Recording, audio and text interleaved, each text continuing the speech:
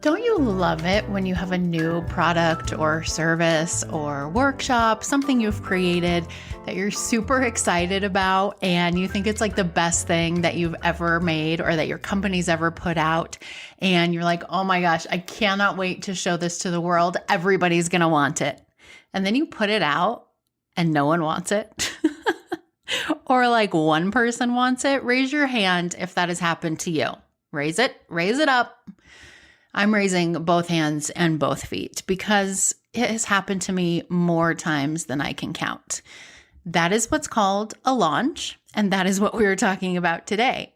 Some launches, just like the space shuttle, are super successful, and other launches are a no-go.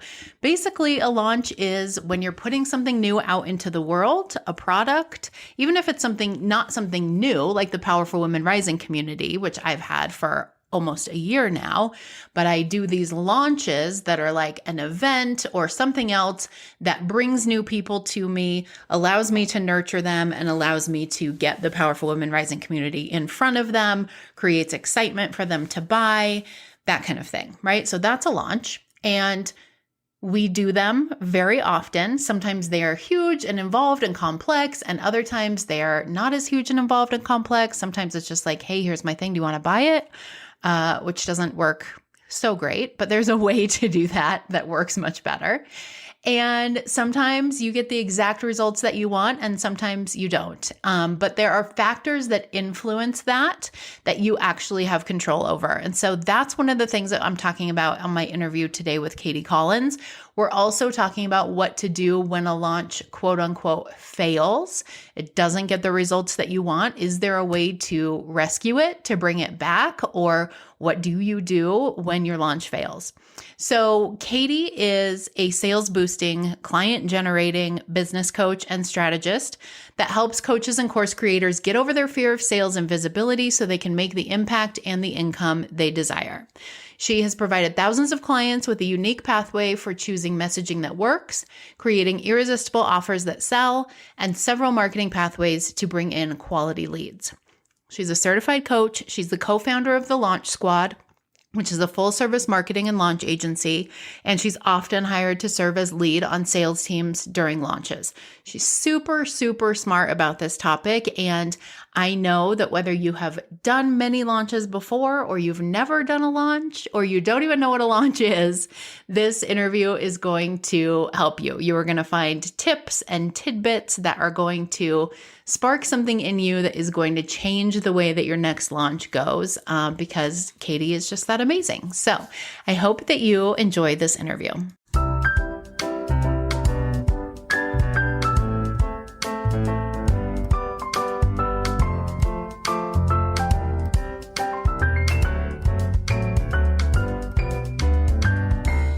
Hi, Katie. Welcome to the podcast. Thank you. So excited to be here. Yes, me too. We're talking today about launches. We were chatting before we started recording about how fun it is to be a new business owner. And like, I don't even know what a launch is. Like, I feel like for me, my first business was as a dating and relationship coach. And I laugh at myself now, but I feel like most new entrepreneurs do this. It was like, I got my certification and then I was like, great, ready to be a coach. Who's ready? Yep. Like no systems in place. No, I didn't even know what a CRM was. I don't know what a launch is. I don't know how to take people's money. I'm just like, here I am. Yep. Is this not how business works? Apparently not. So learned a lot since then and excited to talk to you today about launches. Before we dive into that, tell everybody just a little bit about you and about what you do. Yeah. So I got my start as a life coach, similar path. I got my certification and I was like, oh my God, how do I sell? I don't know how to sell myself. I was a former school teacher. It just was a completely different world. And in my journey to learn that, I discovered heart-centered sales. And I had to unlearn the slimy way that I had learned how to sell, which didn't work because it didn't align with me at all anyway. Learned this new way. And then I just got really good at it. And the company that I learned from hired me. And I ended up being a sales manager for them. And I just was cracking up. I'm like, if you told me 5 years ago that I would be a sales manager for a multi-million-dollar coaching company, I would have laughed in your face. But there I was. So I sold probably $4.5 to $5 million worth of coaching packages, and then kind of went on my way. And in doing sales for them and other people, I discovered the world of launching.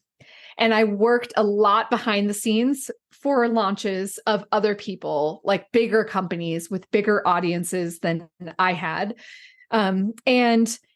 And ultimately had sales conversations. So there was a lot that I saw by being on a team that I was like, I'm not going to do it that way, or I don't like that, or I think that is a huge waste of time. And I just developed not my own way to launch, but I gave myself permission to do what worked for me.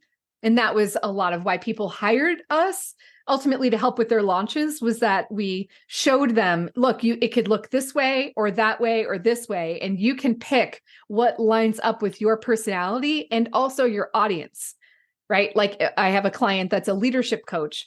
Well, her audience doesn't want to show up 5 days in a row for a 5-day live launch training. That doesn't match career-minded people. They don't have time for that. Mm-hmm. So just figuring out what's the launch strategy for you and for your audience, and then going for it. So that's me in a nutshell. That's cool. That's cool. So you have a lot of experience seeing what works, what doesn't work, what works for some people and not other people. That seems to be the theme of the day. You're the third podcast interview that I've done today. And all 3 interviews, we've somehow gotten to the part of like, do business the way that you want to do it and create the business that you want to create. It's so easy to fall into that. Like, well, the experts say to do, quote unquote, for those who can't see me, my air quote experts say you have to do it this way. And then we try to do it this way and it doesn't work and it feels bad. Yes. So I love that you do it that way. So let's back up a tiny bit to what actually is a launch. Yes. So I like to think of a launch as an event or like a container. There's a container of time during which you're going to teach and make an offer. And then the offer goes away. So that's when you make your offer, it's called cart open. And when the offer goes away, it's called cart close. So that's a phase of your launch. And then prior to that, you've got like a pre-launch phase. And that's when you're getting all your ducks in a row and you're figuring out your promo and your content. And then pre-launch is promotion, getting people into your event. And then launch, of course, is the event itself, which may be an hour, maybe 5 days for an hour each day. It may be a 3-hour event. Doesn't matter. But I like to call it an event.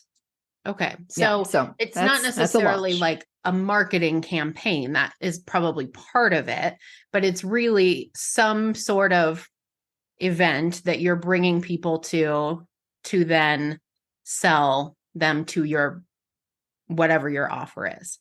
Yeah. Here's the thing. I've seen people launch, I always giggle when somebody says, oh, I'm going to launch my new website on Monday. And I'm like, what does that look like to you? Right. Because usually it's, hey, everyone, I have a new website. And you post the link one time and nothing happens. Yeah. Except your mother tells you it's beautiful. Right. So I see people try to launch with no event. I see them, maybe they'll do Instagram lives for 5 days in a row, but there is no registration process for it. So it's just whoever sees them go live and maybe they're interested and they keep showing up, and then they make an offer and they try to sell it through email or just like Instagram posts. I see that. I've never known it to work. That doesn't mean it doesn't work. And I think I went for what works for me, and my energy works much better live and in like, not, live virtual, right? But my energy comes across and people get to know my personality. And I know for myself, if I post just like stagnant stuff on social media, it doesn't do as well. Yeah. So I've seen people launch something just by sending a bunch of emails, but I'm always like, what were their results? I really want to know what their results are. Because just because you see someone launch that style doesn't mean it works. That's what's interesting. Right. So I'll have clients say, well, I've seen other people do it. And I'm like, doesn't mean it worked. Yeah. Unless you know that worked, So can a launch be a paid event?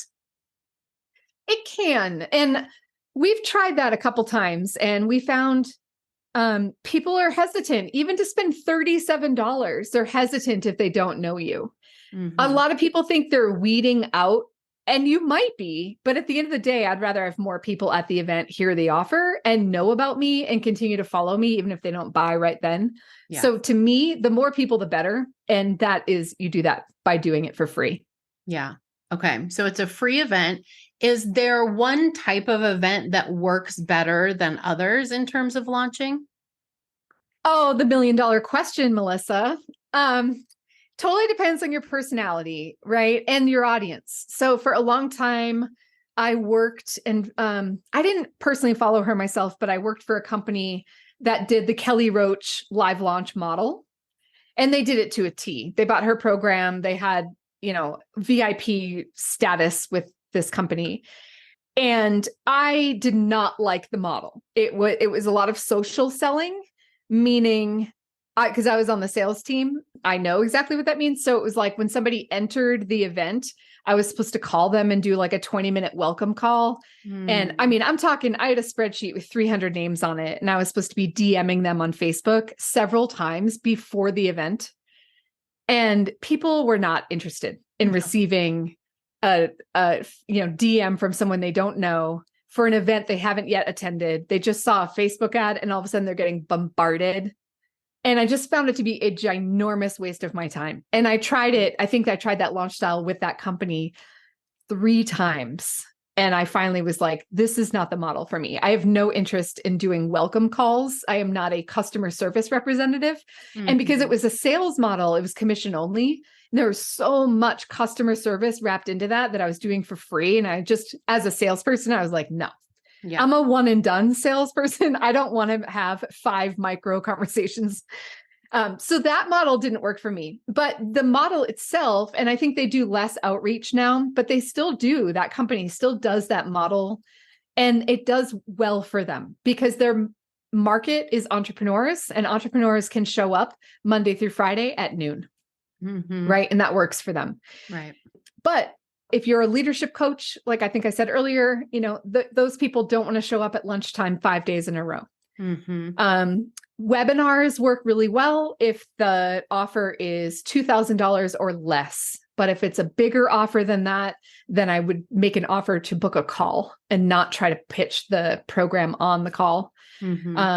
And yeah, there's lots of in between, right? They do pre-recorded videos or even live, but it might be a 3-part video series delivered on a Thursday, the following Tuesday, and the following Thursday. And those work really well, depending again on the audience and, the engagement inside a Facebook group. So it's kind of like, do you have a big Facebook group? Is your audience going to want to join the Facebook group? If you host it on Zoom, then you have a hard time reaching those people except on email. If it's in a Facebook group, you can continuously post in your group over and over. So all those are factors you want to think about when you're planning a launch. Yeah. Everything would be so much easier if it was just like, here's the way to do it. I know. This will Same work with dating. for everyone. Same with dating. Right? I think that's originally how I started following you, was that I was single and I was like, oh, let me see what this relationship coach has to say. But I always liken business to that because I had a really long journey. Yeah. I mean, I just got recently engaged and I'm 48 years old. So I've had a very long journey of dating. And my fiance said, oh, this was so easy. I got on match.com and you were the first woman I met and I knew you were the one. And I was like, oh yeah, I've been on it for 25 years. Yeah. It was a bit different for me, And it's so funny because people love like the blame game, and obviously not all people, but like when you're on a lower vibration, you blame. And so it's like, I could blame my relationship coaches or these programs I took that quote unquote didn't work. Right. Or I signed up for It's Just Lunch and it was a big scam, and I can sit there or I could just say, I don't know why, but that was my timing. And he was worth the wait. And I feel like it's the same in business. It's not, if you don't make money at your launch the first time, I just wrote an email about this. It's not the only way to make money. You can make offers every single day. You can make offers to book a call, buy your $37 thing, right? Like, you can go to a networking event, meet the perfect person, and sell an $8,000 program, at the snap of a finger, because the timing worked out, or you became referred by somebody that you network with, right? So there's tons of ways to make money. Right. Launching is one way, but it's a long-term game. Mm-hmm. And there are a lot of moving pieces. And that's why I likened it to my 25-year journey on Match.com. Now, the good news is it won't take you 25 years to make money launching. So it's somewhat easier than online dating. Okay, good. Well, that's a relief. So, okay, you touched on it a little bit, but I'm wondering while you're talking, like, what are some of the reasons that entrepreneurs are hesitant to do a launch or avoid launching? Because I feel like, for me, pardon the cat, for me, in the beginning, it was, I just didn't know I was supposed to be doing it. Then it was, this seems like a lot of work and is very overwhelming. And like you and I were talking about, what if I put in all this work and all of this effort and it doesn't work? What are some other reasons that entrepreneurs avoid doing a launch? You pretty much nailed it. Well, and it takes either a lot of time, a lot of money, or both.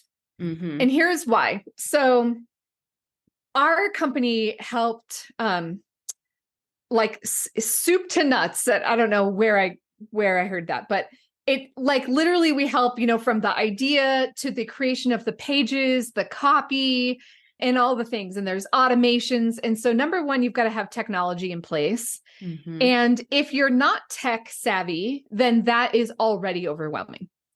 Then there's the copy and the emails, because there are, I forget how many emails we counted, but it was a ridiculous amount of emails, because you've got event invitation emails, you have event reminder emails, you might have event content emails, depending, because sometimes people host a 5-day challenge, and that is sometimes delivered over email or part. Then you've got your sales emails.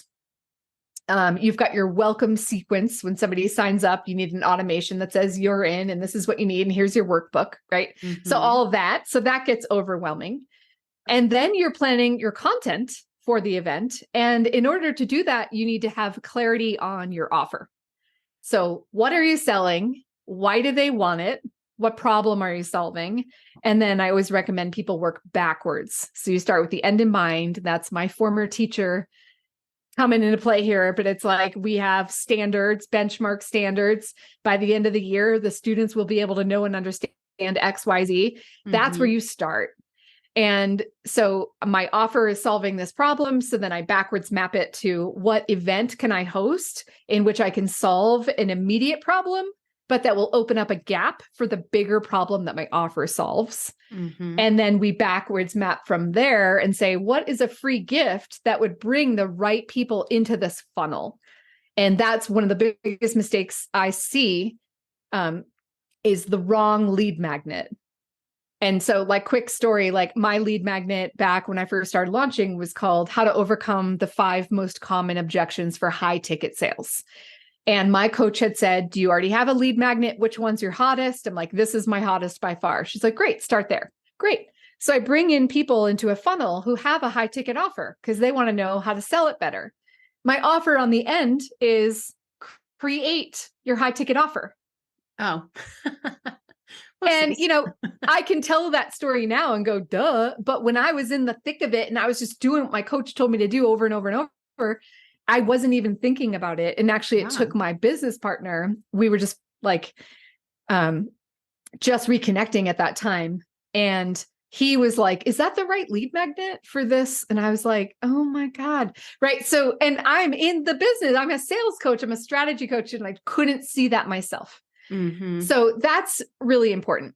So anyway, all those pieces feel overwhelming to people, and it just is, but the reward is why you do it.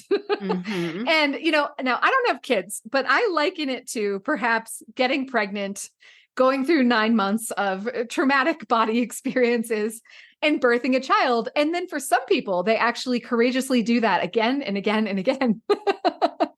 because apparently there's a really great reward on the other side, known as children. And, but if somebody told you all the things that your body would go through, you might be like, no, thanks. But you just dive in because you want that end result, right? So I don't know if that is the same thing, but it just feels like there are things in life that are hard.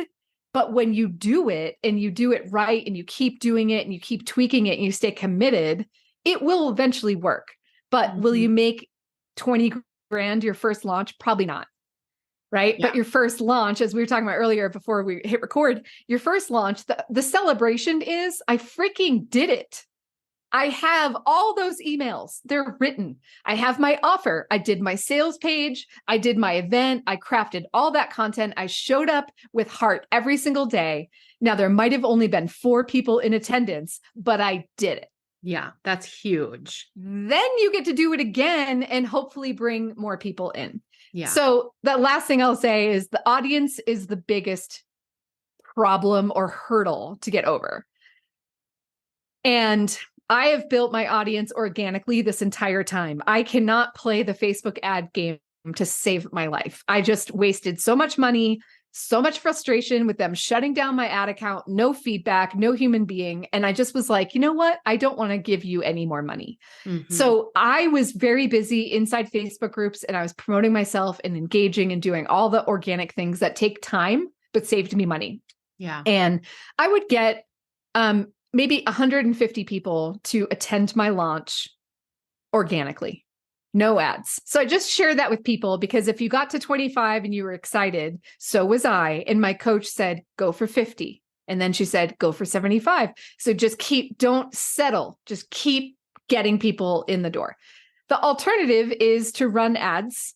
And I just never recommend doing that unless you have a proven offer, meaning more than 5 people bought it. People want your offer. Great. Now you can invest in Facebook ads to bring people into your event in which you'll sell it. But to invest in ads and think that's going to solve all your audience problems.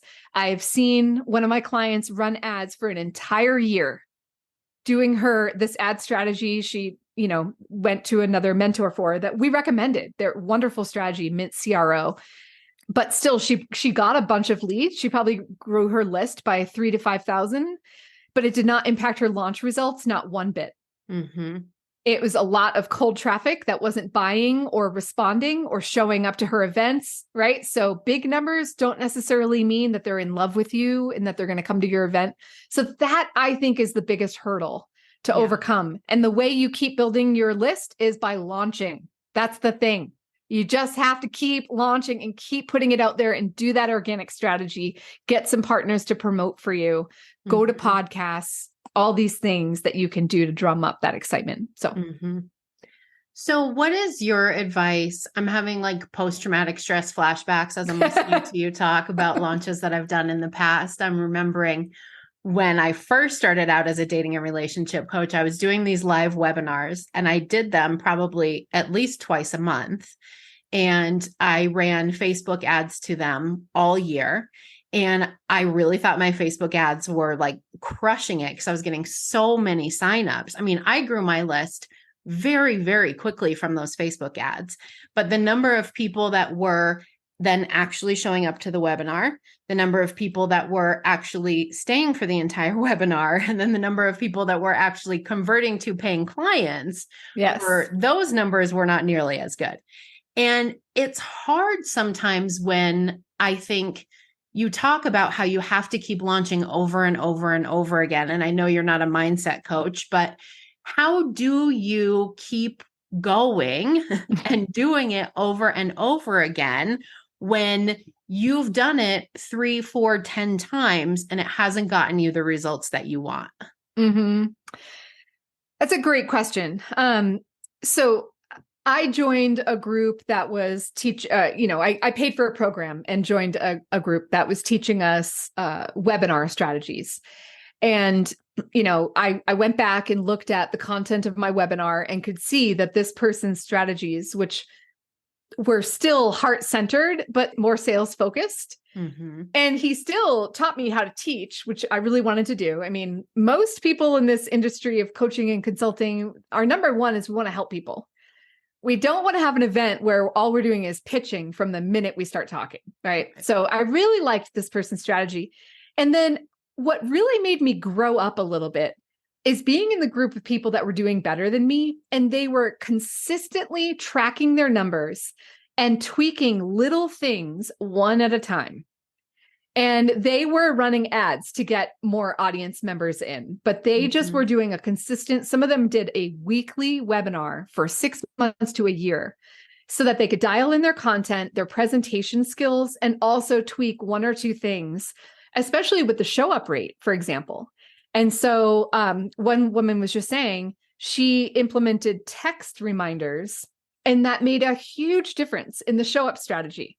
So we always have this mindset that there's something wrong with us. My event didn't convert. My offer wasn't good enough. They didn't like me, or we might blame them. Oh, all these people who showed up were cheap. They don't want to invest, right? Like it depends on your mood that day.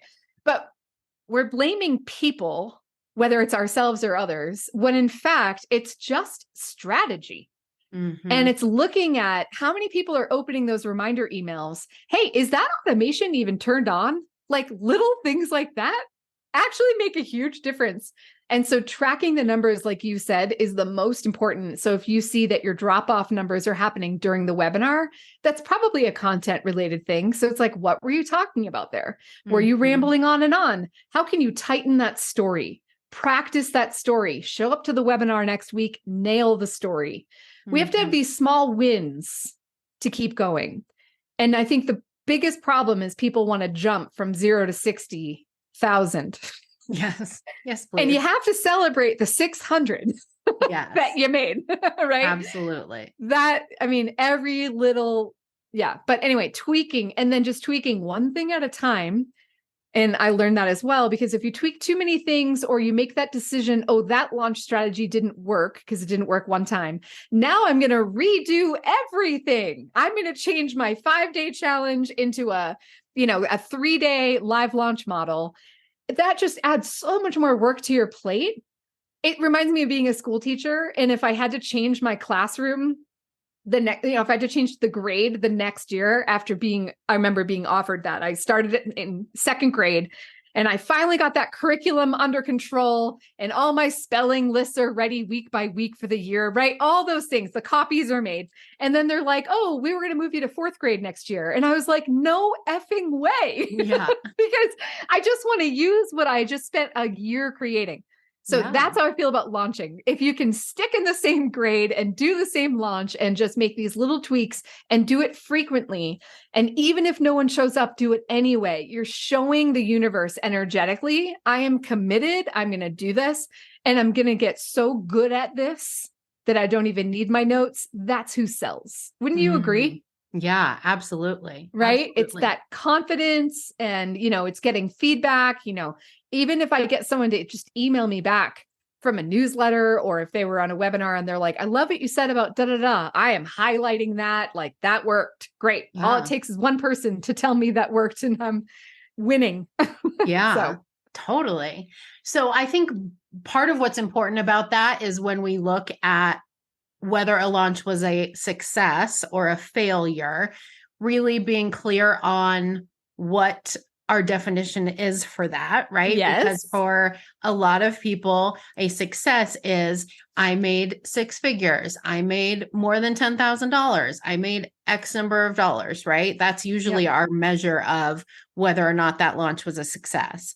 But we also have these other wins of people saying, oh, that was really valuable for me. Thank you so much. Or the win of knowing, like, I sat here and figured out all of that technology and wrote all of those emails and got all those things done. So given that there are different definitions of a successful launch versus a launch failure, what do you suggest if someone is in the midst of a launch that they feel like is not working? Is there a way to save it?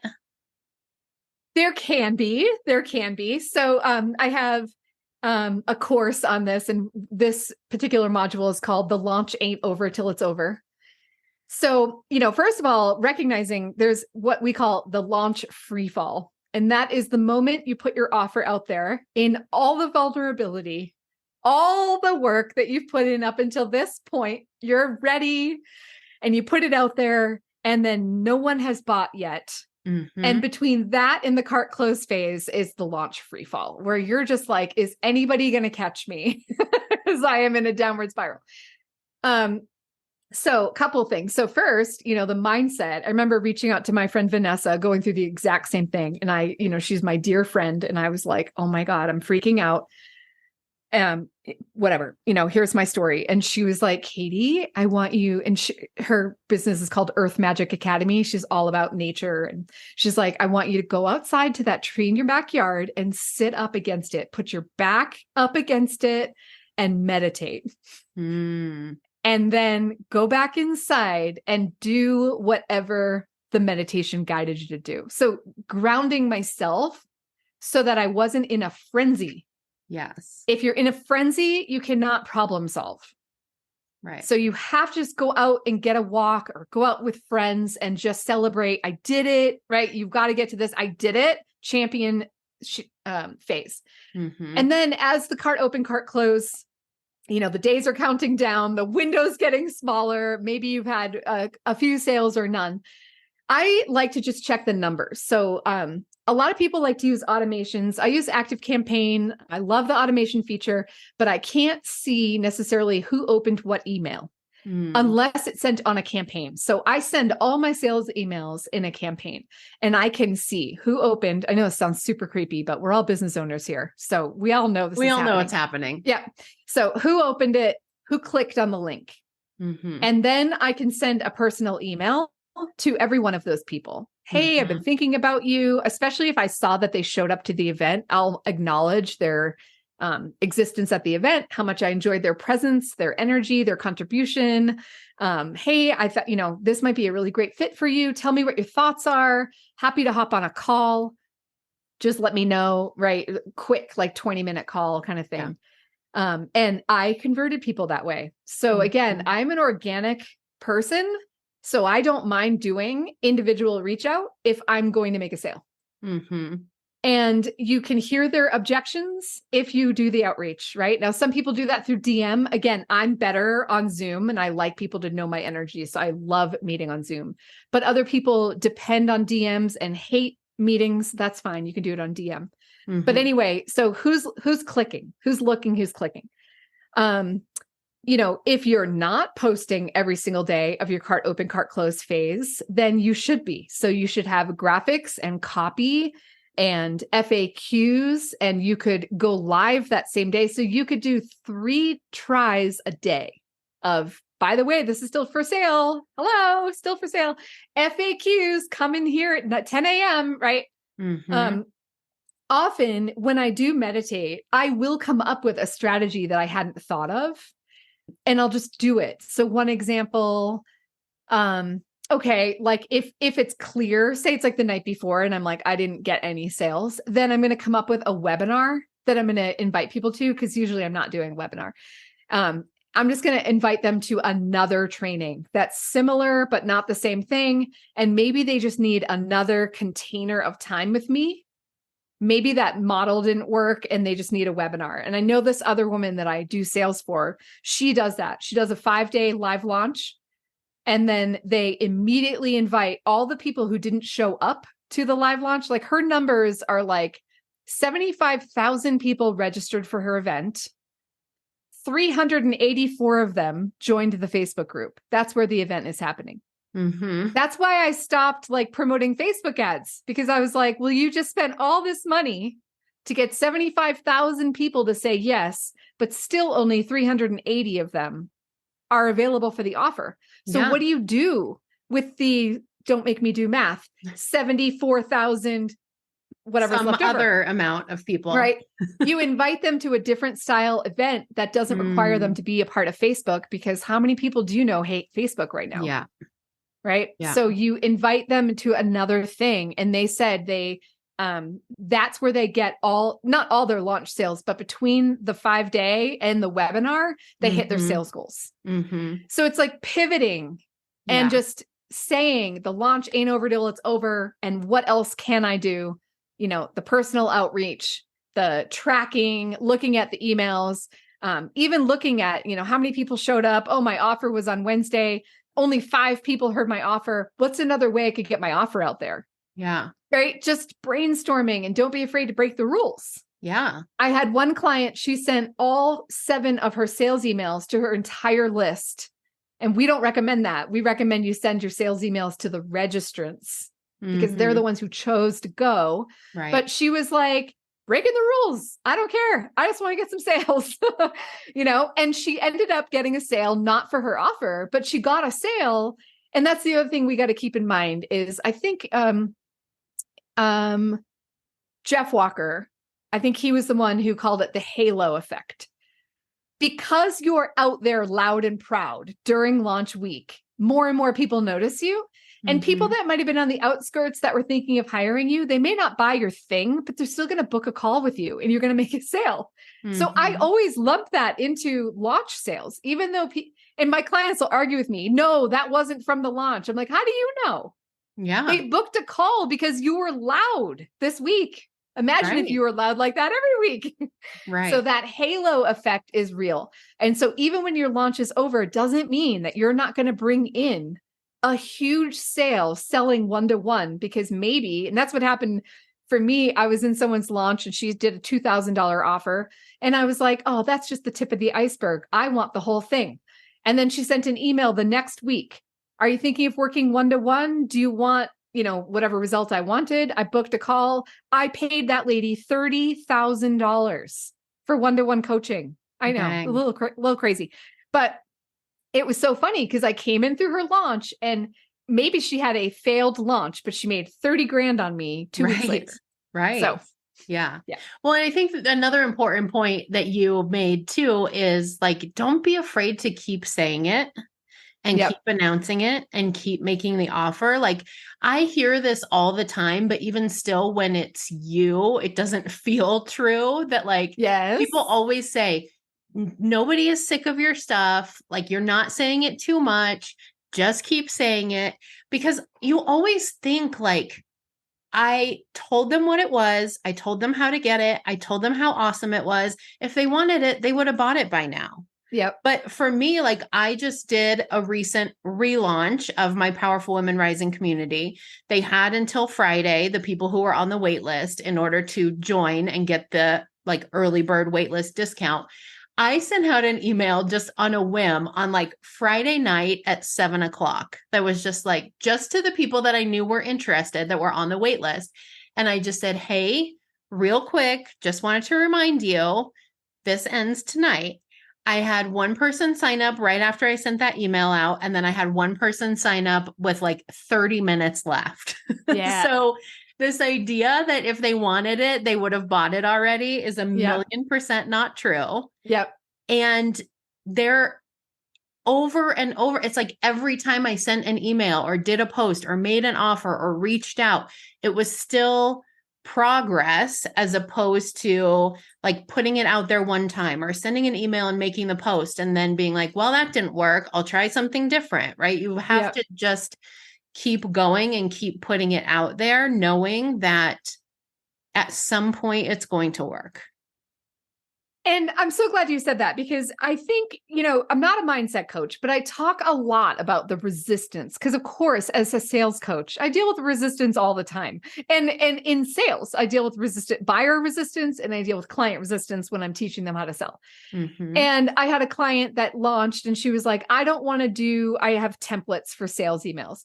She was like, they're so not me, I don't want to do sales emails. And I was like, okay, you know, I let her off the hook. I'm like, okay, skip it, see how it goes. And, you know, she got her regular results.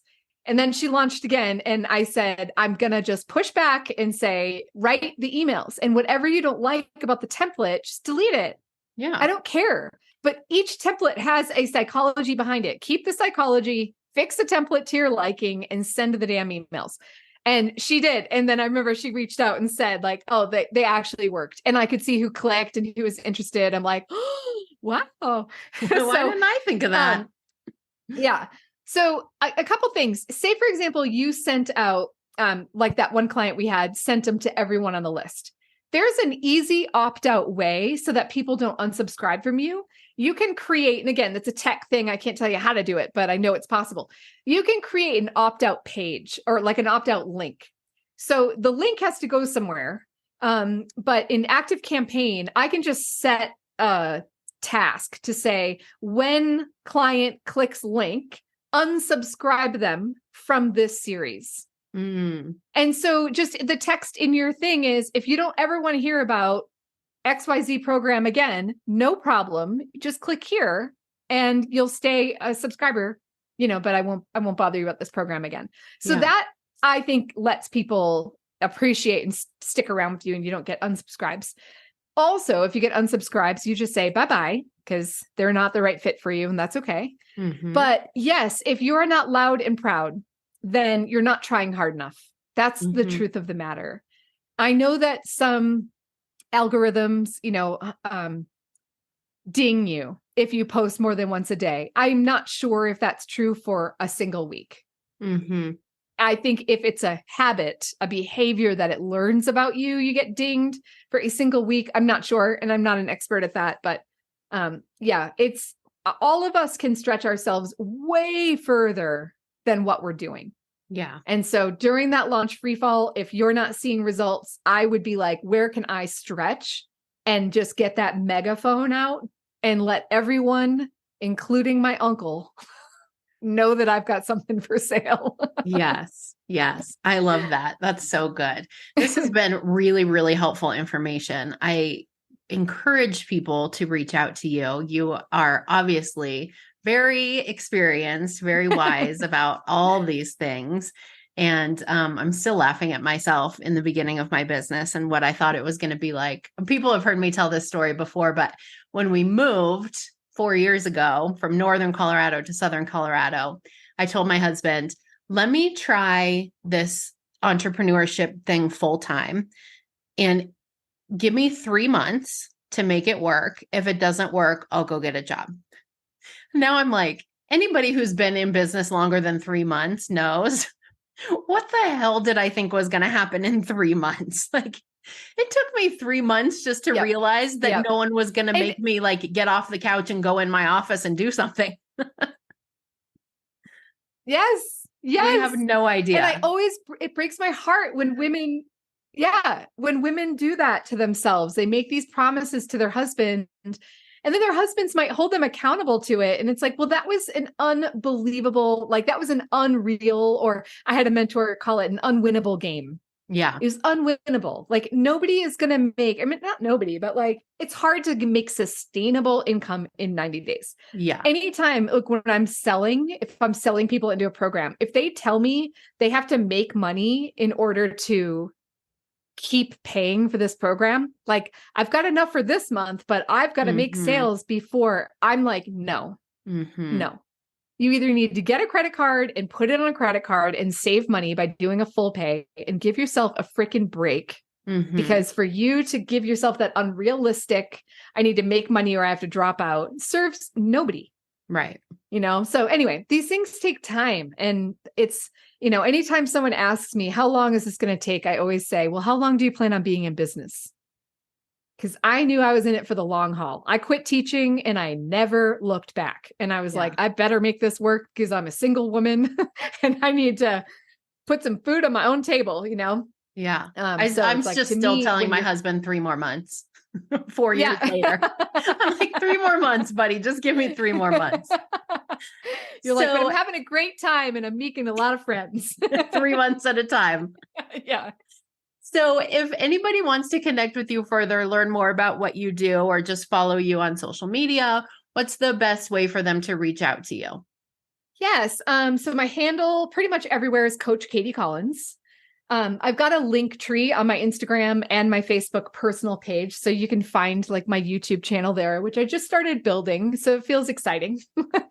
And we have, since we were talking about launches, we do have a free gift called Demystifying the Lucrative Launch Game Plan. So we kind of outline our 3 step system, which I will be honest, 3 steps with 300 steps in each of those 3 steps. No, it's not that bad, but there's a lot of work. But basically, we map it all out for you and show you what you need to do.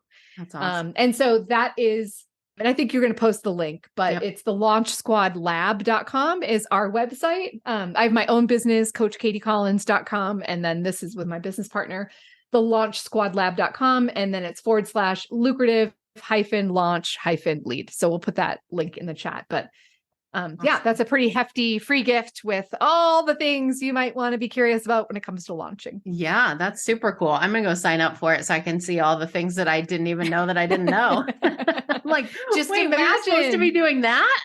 Yeah. And just imagine like what would have been different, So yeah, I think wait the for my biggest thing next is don't launch, give people. up. I know. Thank you so much, Katie. This has been amazing. Right. And I will put all of those links in the show notes so everyone can connect with you. And thank you again for sharing. Yes. Thank you, Melissa. Thanks for having me.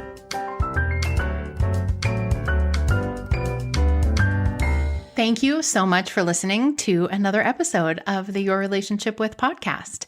If you liked what you heard, don't forget to subscribe and leave us a review. Also, if you want to connect with Katie more, I'm going to put a bunch of links in the show notes. The first one is a link to grab your free copy of her Demystifying the Lucrative Launch Game Plan. It's going to help you connect the dots on a complete launch framework so that you can overcome the 3 most common mistakes that limit profits and prevent repeatability when it comes to launches. Super good stuff. I'm also going to drop some links for you to connect with her further on Instagram, on her website, on LinkedIn, on YouTube, all the things. And if you want to connect with me more, be sure to go to Instagram.com/powerfulwomenrising and follow me. I just posted a reel today that I think is very funny, and maybe you will, maybe you won't, but go find out. Let me know. Even if you comment and are like, I heard this podcast and your reel's not funny. That's okay. I still love you. And if you want to check out more about the Powerful Women Rising community and what it means to become a member, that link is in the show notes as well.